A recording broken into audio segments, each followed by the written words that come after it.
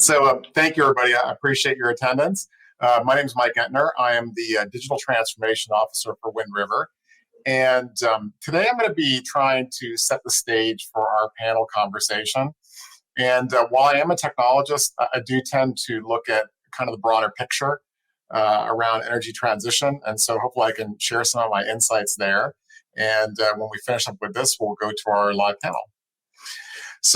I was an early adopter of electronic fireplaces, as you can see here.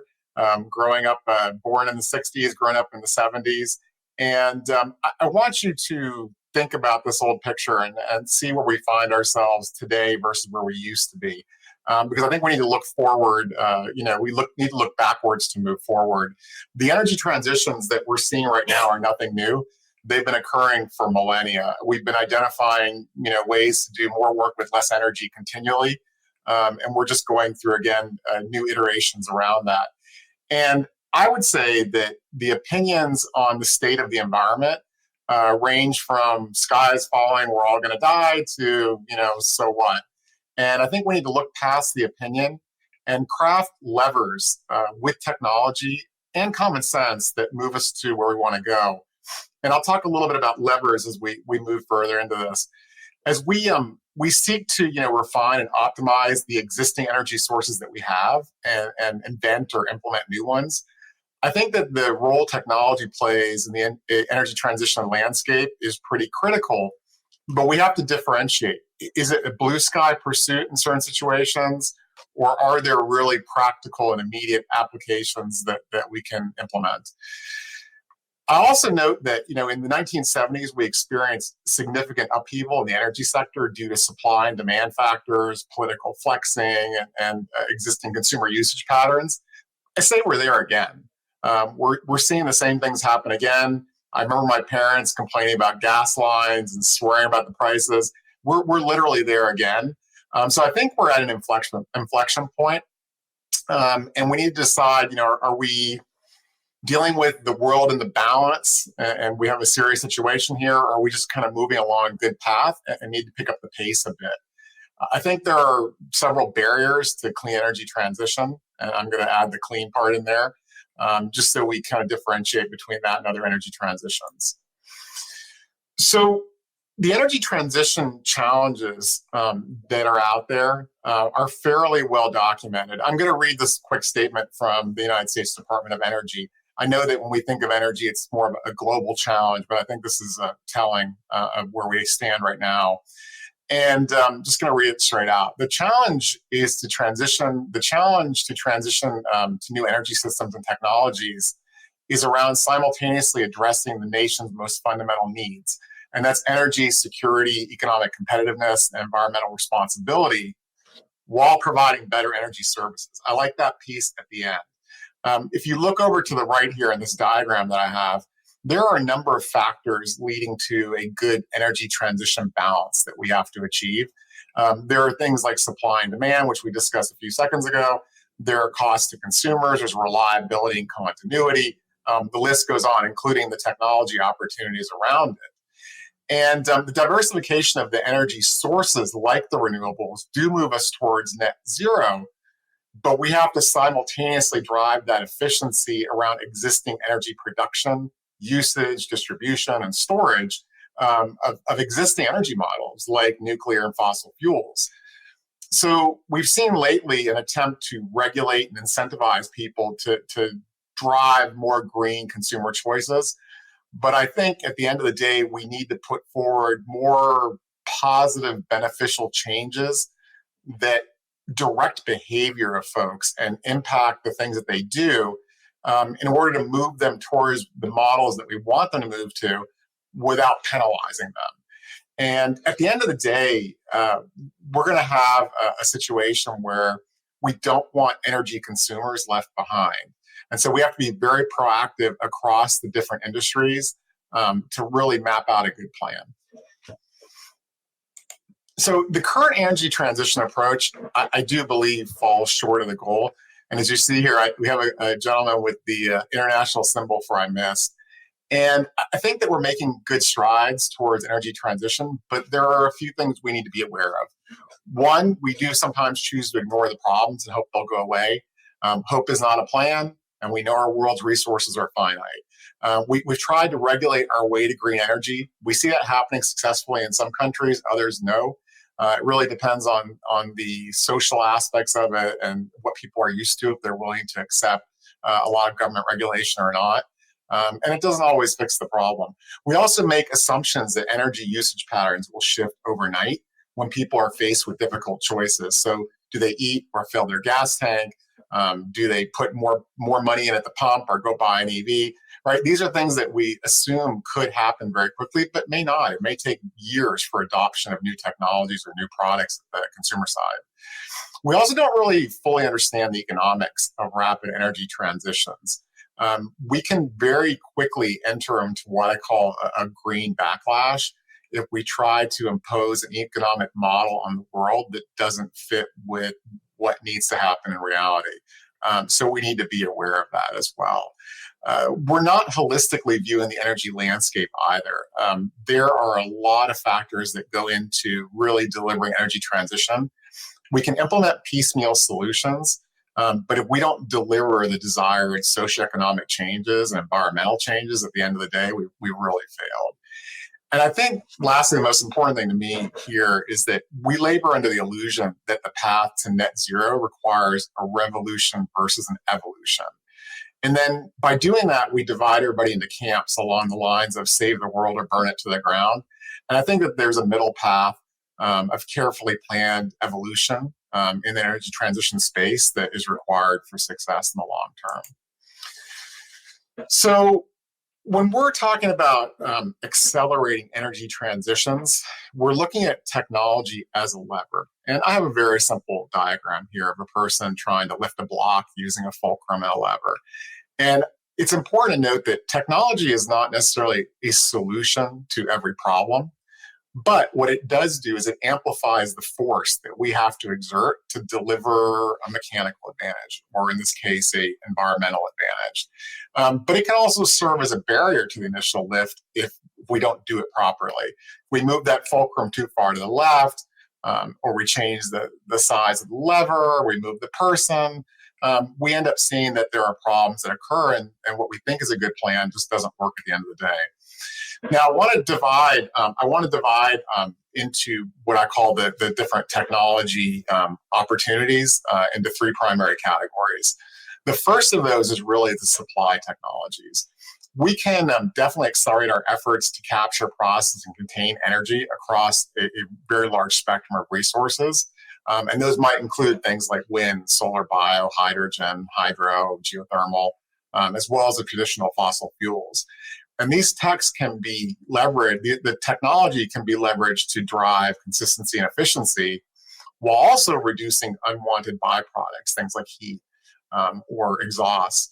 And we can, at the end of the day, mitigate environmental human risks and tap some new resources.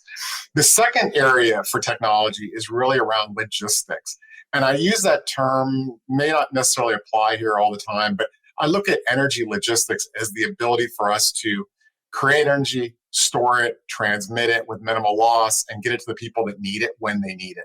So in essence, there are logistics involved here. I just kind of like to categorize at the highest level.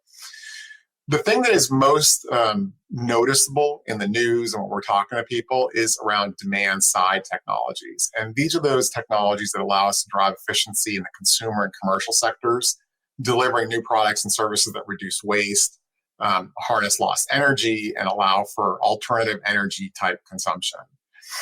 I also have a fourth category that I'm going to add here if everybody will indulge me, and it's what I call behavioral technology.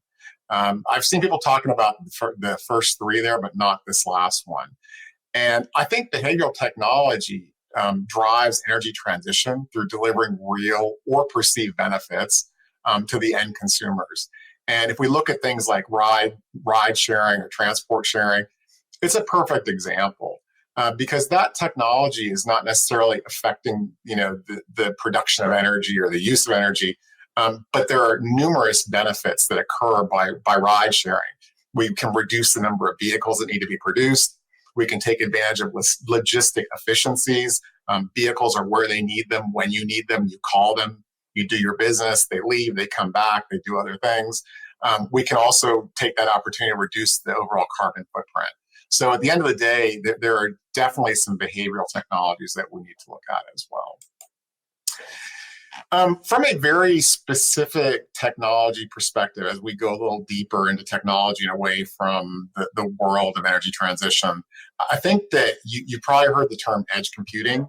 It's definitely a buzzword in the technology space right now. But at the end of the day, it's a very simple concept. It's about bringing compute capability closest to where it's needed.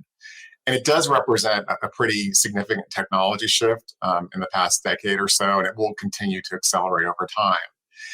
And the reason that's important is that the technology opportunities we've talked about, they all involve the production, analysis, and consumption of data that is required to make split-second intelligent decisions, which lead to conservation of resources across the energy spectrum. So every little thing that we do that can identify lost energy or wasted energy is an opportunity for us to save a little bit. And every time we save a little bit, we add to the overall pie and we reduce the overall carbon footprint. So these edge technologies are becoming very critical. There's a simple technology. I have it in my truck, actually. It's called auto shut off, and it turns a vehicle off when the brakes engage. So if I come to a stoplight, turns off the vehicle, the gas stops flowing, and the car is essentially off. The technology itself is pretty primitive. You interrupt the circuit, turns off the vehicle, turns it back on when you depress the brake pedal. It's great in theory, but when used in practice, especially where I live in Florida, United States, in the hot summer, when you turn off the engine, you turn off the air conditioning. So what I generally find is that I have to go and turn the button off, stop the gas savings that are occurring so that I have greater comfort. So I look at that technology and I say it's great for saving energy, but it's a very primitive concept. If we inject the idea of if you inject an idea called intelligent feedback loops, we have a new opportunity here. We can now ingest data from multiple sources and we can learn from observations. So we could have a thermometer bringing in the outside temperature from the vehicle saying, it's not a great time to turn off the AC. We may have video cameras looking forward saying, this light's going to change in 30 seconds, don't bother, or they're just stopped in traffic momentarily. And so we have an opportunity to take data from multiple sources, mix it all together, and make intelligent decisions around it that can really drive safety, comfort, and happiness for the users. This intelligent feedback loop is very critical. In order to do this, you have to have processing power at the edge where it's being consumed. And I think that you're going to see IFLs at the edge solving a lot of challenges in power generation, distribution, and consumption. And they will definitely be used to build a smart and connected world that wants to embrace these energy transitions. So I outlined a few things here, and this is definitely an eye chart, but I'm hoping that everybody can have an opportunity to look at these after the presentation.